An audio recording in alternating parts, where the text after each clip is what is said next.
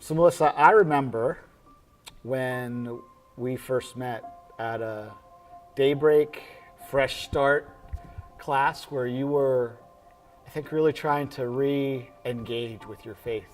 And that's kind of started your spiritual journey. But I think it's really important that people hear the long journey that you've been on. What was that like for you growing up? My mom had gotten married, and this person that came into my life when I was younger then became really abusive, like my hair being pulled and drug across concrete. I graduated high school and had nowhere to go. I made that choice then to walk away from God because, God was not, to me, like he just wasn't there. He wasn't present. I was hurting. And those choices left me feeling even more broken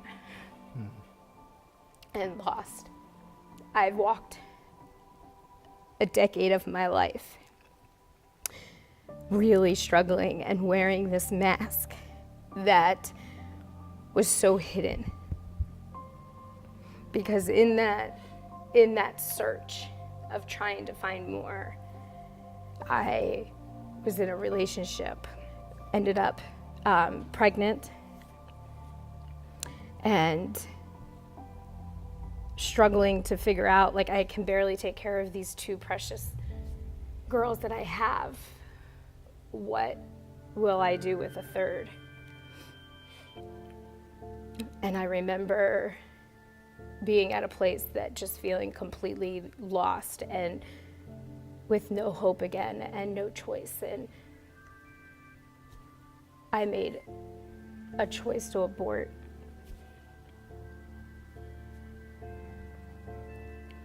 A choice that scarred me in such a way that I just wanted to end everything. And God came in through people, through Daybreak, and reminded me of a story of the cross, that my sin and my brokenness was paid for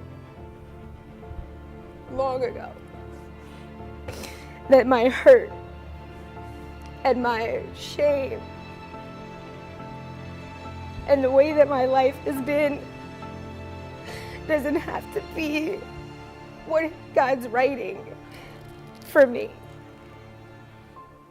That there's a new day and there's a new love. But he came in, and every ounce of my story, he walked and he showed up, and he's given me a new day, a new love for myself. I'm reminded that my name is written on his hands. Melissa is written on his hands. Not a person that's condemned, or not a person that has to carry shame of a past and of brokenness or a mask that I have to put on because I'm not good enough. But a different one that I can show that I'm predestined, I'm adopted, I'm his beloved. Melissa, you had all these moments in your story that felt like endings. What are some of those new beginnings that God began and has showed you over and over? I'm writing a new story. I met Wally. He showed me through his person, Christ. A love that was so unconditional. In that, relationship blossomed into our marriage, and we became this blended family with 3 beautiful girls. And since then, we've added 3 more beautiful children, 2 boys and a little girl.